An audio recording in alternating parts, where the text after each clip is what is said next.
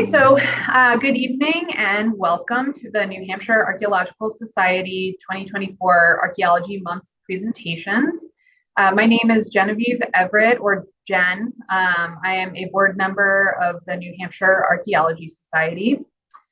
In this series, we feature topics from New Hampshire archaeology and around the country. So today we are very excited to welcome Sammy Taylor, who will speak on the role of archaeology in bridging informational gaps between diasporic communities, a case study at Pandenarium, Mercer County, Pennsylvania. I was lucky enough to be in Sammy's cohort in graduate school, and I went to her when she defended her thesis, and it's an amazing research, so I hope you all enjoy it. So we invite viewers to submit questions via the chat function located to the right on the Zoom screen. Following the presentation, I will gather questions from the chat responses and pose them to the presenter. We will try to get to as many questions as we can, understanding that we might not be able to get to them all. So without further ado, we welcome Sammy and thank you all for joining us. All righty. Hi, everybody. My name's Sammy, and I will be presenting on my thesis site, which is Pandenarium. It's located in Mercer County, Pennsylvania, which is a couple counties north of Pittsburgh.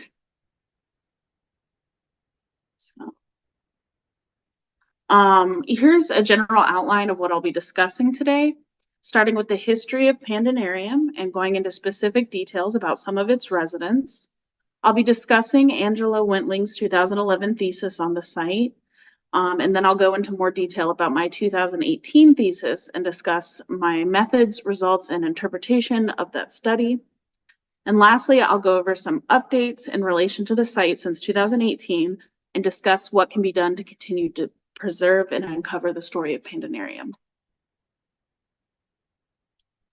So in 1854, a small freedman community was established along the Indian Run in East Lackawanna Township in Mercer County, Pennsylvania. The settlement was located 10 miles due south of Mercer Borough and approximately 60 miles north of Pittsburgh. At the time of its establishment, the community had no given name. It came to be referred to as the Indian Run Settlement, and sometimes even Utopia in several primary sources. However, modern scholars have come to call it Pandenarium. This name is likely a reference to the biblical location of Pandenarium, located along the Euphrates River. The comparison was likely meant to evoke the feeling of hope that was associated with both the freed settlement and the biblical region. It is also possible that the name has Greek origins, with pan meaning all and denarium denoting money. Oh, hold on. In both Angie and I's publications on the site between 2011 and 2019, we exclusively refer to the settlement as Pandenarium. However, after meeting with descendants in 2021, we discovered that many of the descendants knew the settlement as the Indian Run Settlement and had never heard the term Pandenarium. This disconnect prevented the descendants from finding our research and connecting with us sooner. In an attempt to reframe the narrative in accordance with the site's living memory, I will be using both Pandenarium and the Indian Run Settlement interchangeably throughout the presentation. But I digress. The establishment of Pandenarium was a joint effort between Virginia physician Dr. Charles Everett and his nephew Charles D. Everett of Philadelphia, who was also the executioner of his will, along with the local abolitionists in Mercer County who had been paid to help. Everett owned the Belmont Estate, a 650-acre plantation in Albemarle County, Virginia, near Charlottesville. Everett was a physician to and neighbor of Thomas Jefferson. Along with owning a large plantation, Everett was also an enslaver. Everett died in 1848, and in his will, he manumitted the 28 people he had enslaved. 5 years following his death, these freedmen would make the long journey from Albemarle County, Virginia, to Mercer County, Pennsylvania, where Everett's nephew had purchased land for them to reside.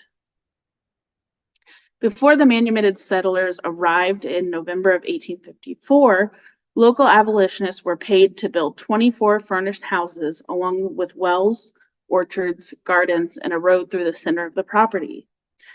Each house was equipped with tools, linen, clothing, and seeds, and each family was given $1,000 to secure any immediate financial needs. A total of 63 individuals initially arrived at the settlement, more than twice the number of individuals manumitted in Everett's will.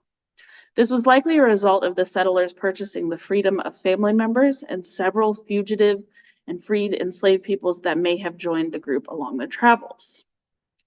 Many of the individuals that arrived at the Indian Run settlement in 1854 departed before the turn of the decade. By 1860, only 31 residents remained. Many of those who had left had done so to relocate in search of economic prosperity in areas such as Mercer Borough and Cool Spring Township. Prominent families of the Indian Run settlement included the Allens, the Robinsons, the Johnsons, the Humphreys, and the Lewises. These families put down their roots along the Indian Run, some of which resulted in multiple generations residing in the area. During their time along the Indian Run, the settlers and their descendants participated in significant local and regional events and actively renegotiated their environment. Following their arrival to the community, some settlers went to work building houses along the Indian Run as opposed to living in those provided for them further upstream. Unfortunately, the houses along the stream eventually flooded, forcing residents to move to higher ground. Early Eurocentric written records of the settlement refer to these houses as shacks and attributes their eventual flooding and abandonment to ignorance on the part of these settlers. Several members of the community, including John Allen Jr., James Garland, and George Washington Lewis, enlisted in the 22nd Regiment of the United States Colored Troops during the Civil War. Additionally, the community was a rumored stop along the Underground Railroads, though specific details concerning the site's involvement are not available. Throughout the final decades of the 19th century, the number of remaining individuals at the Indian Run settlement continued to dwindle. By 1930, only 6 residents resided at the settlement, and by 1940, it had been completely abandoned. Until Angie's 2011 thesis, many of the narratives surrounding the Indian Run settlement were Eurocentric, as I previously mentioned, choosing to lift up the abolitionist contributions to the settlement rather than the story of hard-fought freedom and perseverance on the part of the Black settlers. These narratives often use diminishing terminology such as shacks rather than houses, and choose to see the settlement as a short-lived failure, despite the census records indicating that the community existed for nearly an entire century. My research specifically focused on John and Rosie Allen and their residents. John and Rosie were arguably some of the most prominent first-generation members of the Indian Run settlement. Rosie was the daughter of Joseph Duke, who had been manumitted by Everett. While Joseph settled in nearby Mercer Borough, Rosie and her husband John settled down along the Indian Run. Rosie's husband, John Allen, was the child of old Lucy Myers, another individual who had been enslaved by Everett and later manumitted. Like Joseph, Lucy eventually relocated to a nearby area, specifically Sharon, Pennsylvania. John and Rosie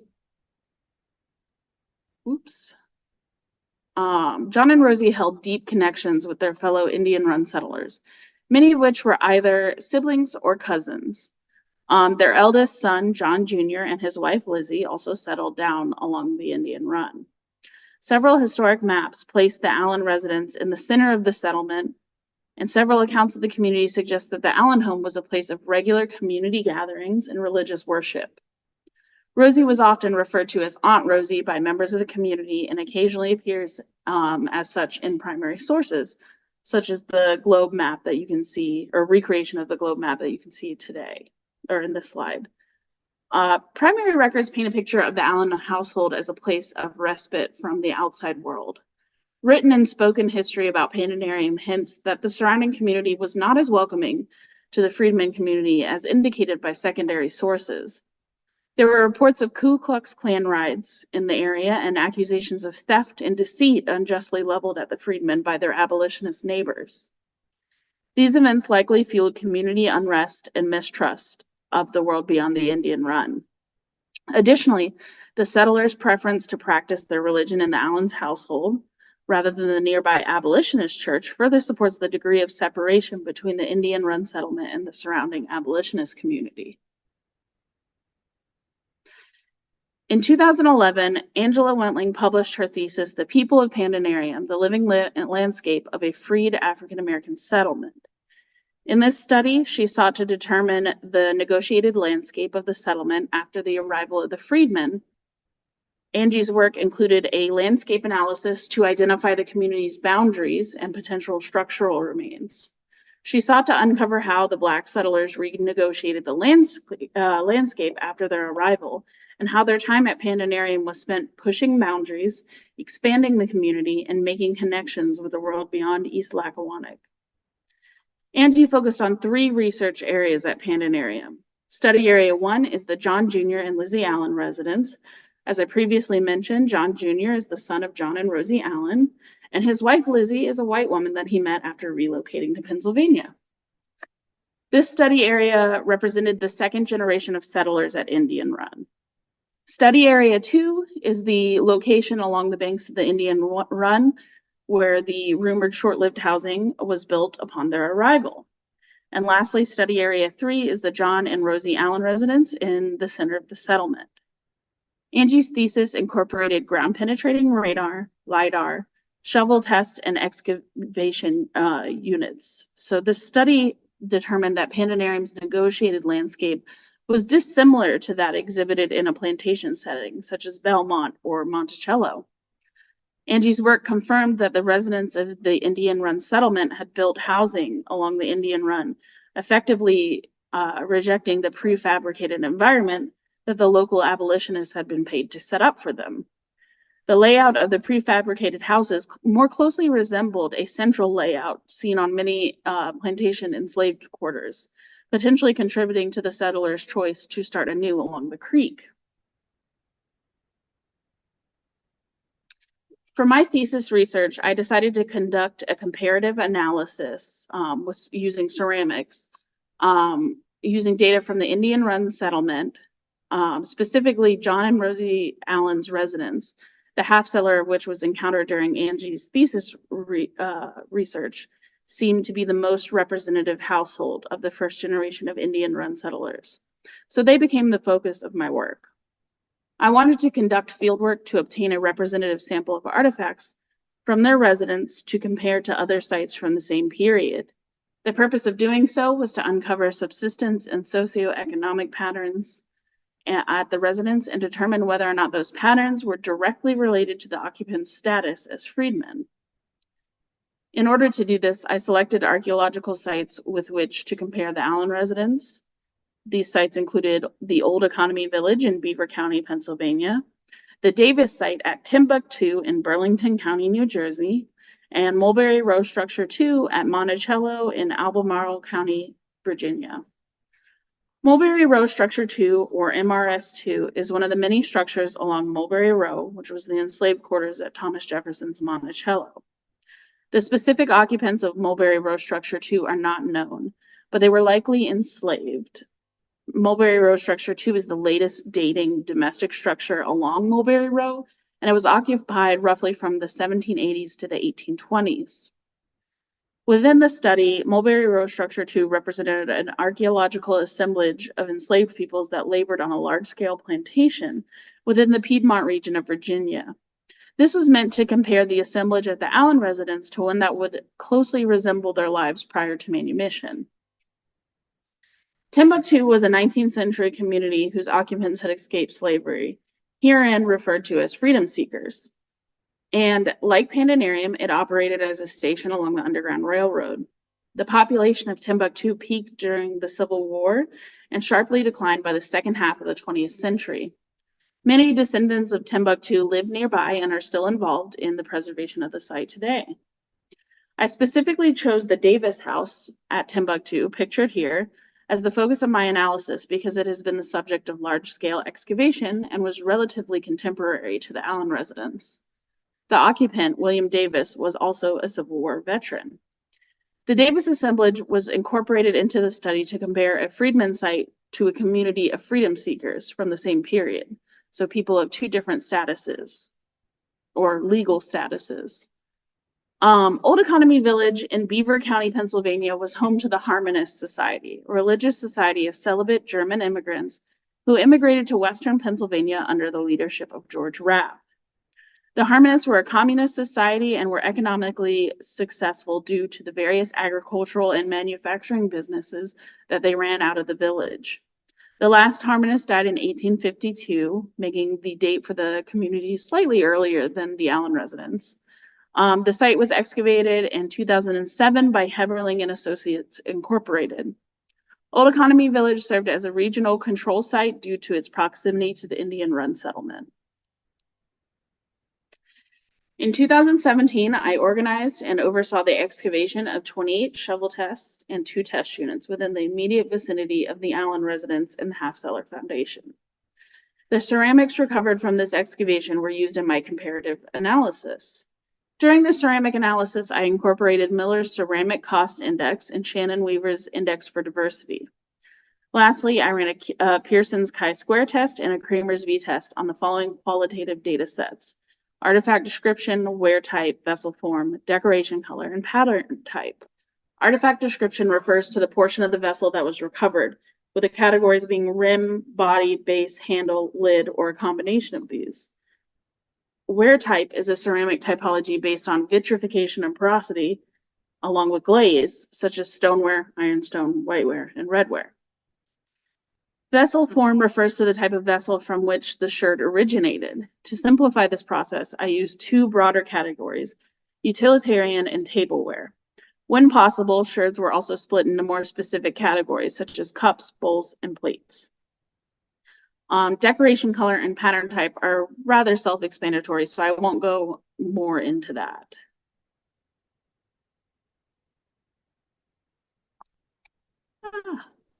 There we go. Okay.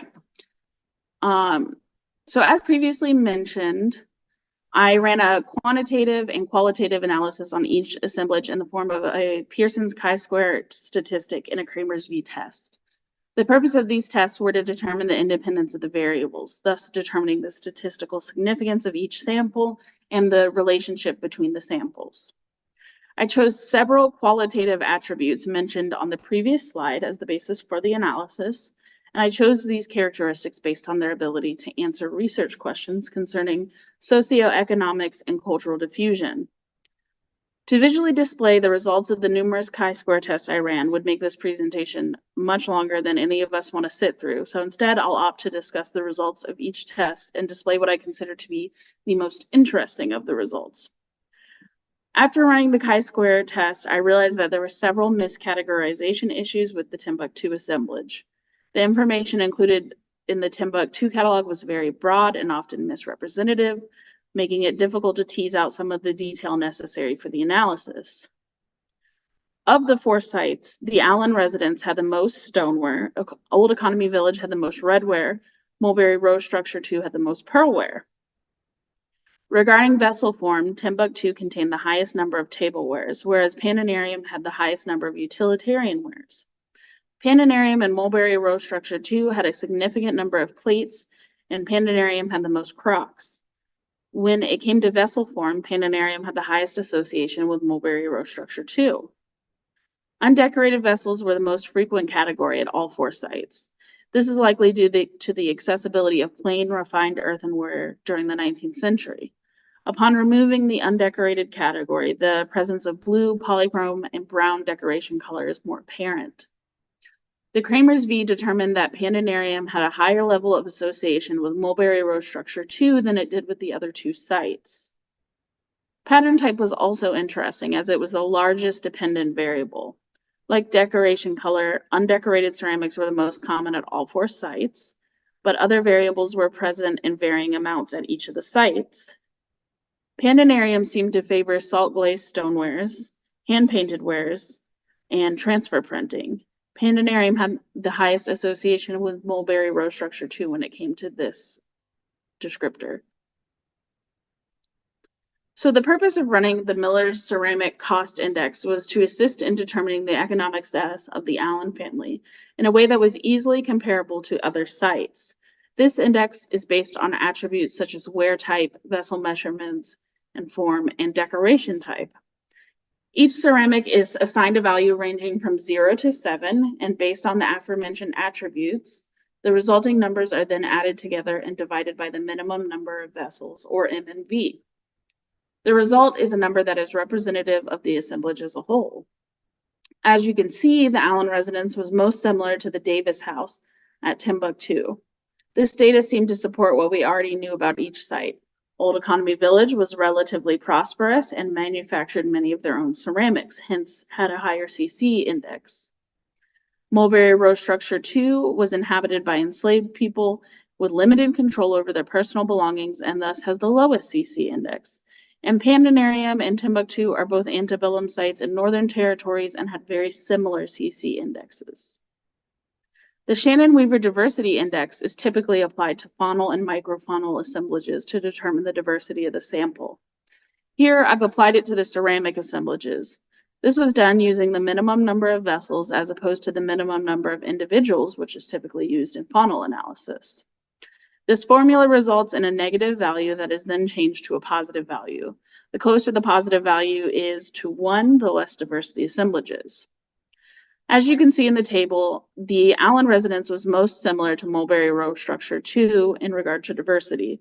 Both samples were significantly more diverse than that of Timbuktu and Old Economy Village. So what does all this data mean? It's easiest to understand when you look at the individual comparisons between Pandenarium and the other 3 sites. Overall, the chi-square and Kramer's V results indicated that the Indian Run settlement and Timbuktu were the most similar regarding their ceramic assemblages. This is particularly true when it comes to decoration color pattern and ceramic cost index values. This was also verified by the descriptive data. The results of this study implies that despite Timbuktu being a community of freedom seekers and the Indian Run settlement being a freedman site, this difference was not reflected in their material goods, or at least not in their ceramic assemblage. Historic records suggest that freedmen were even treated poorly following emancipation. One could only imagine that the same was true prior to the Civil War. As I've previously discussed, there's a plethora of evidence to suggest that the Black settlers of Indian Run did not immediately and painlessly integrate into the surrounding abolitionist community. One can assume that acclimating to their new environment came with numerous economic and social obstacles. The settlers of Pandenarium likely faced many of the same obstacles that the settlers of Timbuktu did. Though both communities enjoyed their hard-fought freedom, they both faced regular discrimination from their peers, including difficulties finding employment, avoiding slave catchers who often did not discriminate between fugitives and freedmen when it came to returning individuals to slavery. And ensuring their children had equal opportunities for education. This comparison was quite revealing about 2 groups, antebellum freedom seekers and freedmen, who were of very different legal standing and were likely more economically and socially similar than many accounts would suggest. The Indian Run settlement and Old Economy Village shared the least similarities. Well, this was initially surprising to me because I thought, oh, they're geographically very close and must be pulling from the same markets. On second thought, it makes a lot of sense because Old Economy Village was a self-contained religious community comprised of white German immigrants, which couldn't be more different than the settlers of Indian Run. I think that if I could go back in time, I probably would have picked a different control site, one that was representative of maybe a single family white household. However, in 2017, when I began this research, my site data, or the site data that was made available to me, was pretty limited. The Indian Run settlement and Mulberry Row Structure 2 were similar in terms of wear type and diversity. The similarities between wear type can be attributed to intentional or unintentional purchasing of ceramics to those made available to 19th century Virginia enslaved peoples. It's also possible that the Allens brought some of their belongings, such as ceramics, with them on their journey to the Indian-run settlement. The high diversity at each site can be explained by trends in material culture at enslaved quarters. It was common for plantation owners to pass down worn or outdated ceramics to the people they had enslaved. Once a set was outdated or damaged, or an individual vessel was outdated or damaged, it would be given a new life as part of an enslaved person or person's household. This generally resulted in diverse and often mismatched ceramic pieces in enslaved quarter assemblages. This would suggest that the Allens maintained a similarly diverse ceramic assemblage while at the Indian Run settlement. In summation, the Allens ceramic assemblage reflected their personal preferences, their economic status, and their connection to their lives at Albemarle County. In many ways, their assemblage was comparable to that of the Davis House at Timbuktu, highlighting the socioeconomic similarities between freedmen and individuals who had escaped slavery when compared to, however, despite this, when compared to Mulberry Row Structure 2, the Allen residents managed to share many similarities with the assemblage from Mulberry Row, suggesting that the Allens actively picked which parts of their environment to negotiate following their freedom. While they were now able to participate in the regional economy and purchase ceramic sets as needed or as they sought to, they also may have been reticent to replace or discard outdated ceramics that were still usable. When comparing my research to Angie's, it becomes clear that whether they were building new houses along the Indian Run or collecting material goods such as ceramics, the Allens and other Indian Run settlers asserted their autonomy and newfound freedom in many different ways. In doing so, they actively renegotiated their physical and material environment and pushed a lot of social boundaries in doing so. And a lot of these subtle differences could not be gleaned from historic records alone, thus necessitating archaeology at the site. So lastly, a common topic of discussion amongst Angie and I is the future research and site preservation at the Indian Run settlement. Since 2018, there have been several strides made in identifying and connecting the descendants of Pandenarium directly to the site. In 2018, a Pennsylvania historical marker was erected at the site. In 2021, a local bike tour highlighting the abolition story connected several descendants with Pandenarium, including descendants of John and Rosie. Angie and historian Frank Bell were able to meet with the descendants, which are pictured on this slide.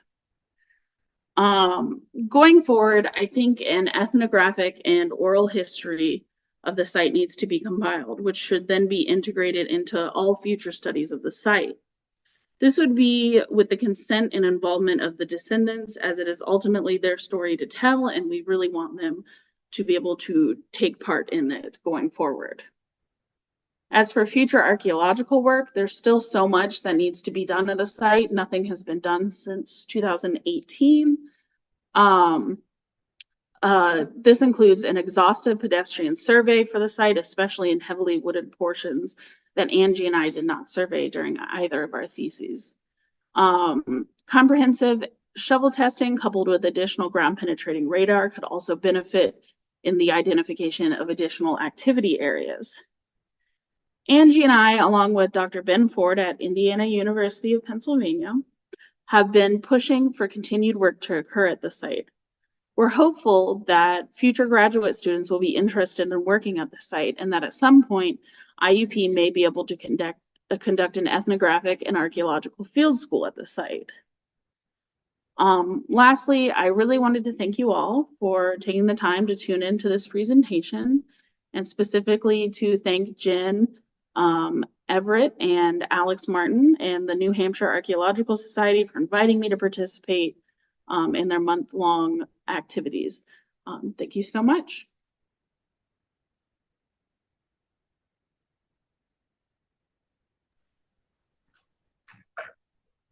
Great. Thank you so much, Sammy. It was fun to relive your your thesis work after many years, not hearing it, but it's just as interesting as it was back then. So now we're going to segue into some questions. So I've got one question in the chat right now. And if you feel like you want to come on camera or ask a question just through audio, you're more than welcome to do that too. But here's the question. So I see the highway marker. Are there other ways the results of this research or the history of the site more broadly are visible to the public? Yeah, so that's a great question. Unfortunately, in the past couple of years, things have been a little bit stagnant due to personal events in both Angie and I's life. But there have been numerous online publications on the site. And while I recognize those are not necessarily the most accessible means of getting that information out, Angie and I do hope in the future to start working directly with the descendants on more publications. Something that we did do during my thesis research, and I think would be an excellent idea moving forward, is that we did have a public archaeology day where folks came out to help us excavate the 2 test units at the site. So a lot of the individuals that came out were some local historians, other archaeologists from Pennsylvania, and then we also had a group of veterans that Angie works closely with who came out to excavate the site. I think something in the future that would be potentially really cool to do and get the news out there is to have the site involved in more local things like the bike tour, and then also to try and do a semi-regular public day where people come out and they're able to see the site. Currently, it's a little bit difficult because there are multiple owners of the property. It's not just owned by one individual. The individual that owns the John and Rosie, the part of the site with the John and Rosie's house on it, is very friendly and amenable to archaeology, but we have come in contact with some individuals on the site that own the northern part of it that are not as open to letting us on their property to dig. So that's caused some issues. But so far, the Pennsylvania State Historic Marker is probably the most visible means of seeing the site. Though I hope that we continue to make the local news with the history of the site, which I've noticed a lot more since 2015, especially. So.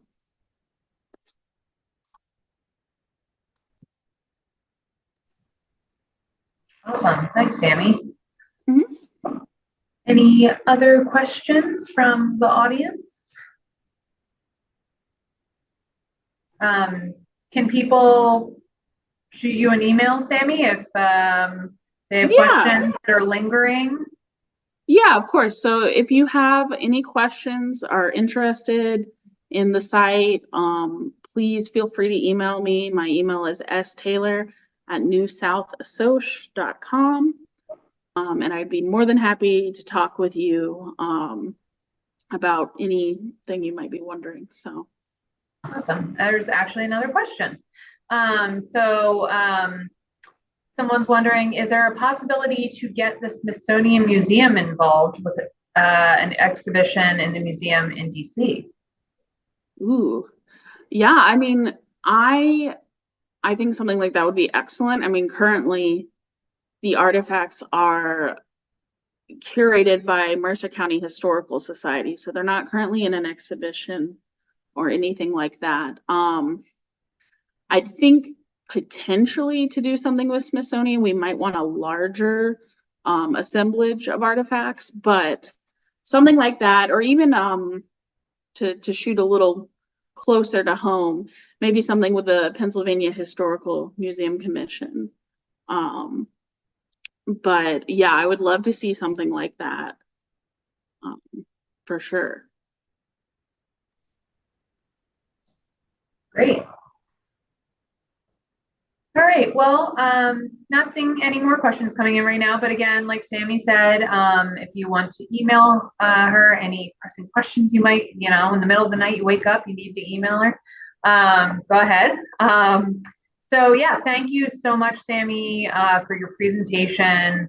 And thank you, Alex, for hosting on the UNH Zoom. A lot of people are away at the SAAs, I think, this week in New Orleans. So yeah, thank you, Alex, for joining. And we really have enjoyed talking with you today, and we appreciate your participation in NHAS Archaeology Month series. We would love your feedback about the presentation, either in the chat or by email to president@nhas.org. Recordings for this event will be uploaded to our YouTube channel in the coming months. And you can view our complete presentation schedule for Archaeology Months at nhas.org, on the NHAS Facebook and on Instagram. And I can pop some of those into the chat once I'm done talking if you're interested. But again, thank you so much, everyone, for coming, and I hope you all have a good evening.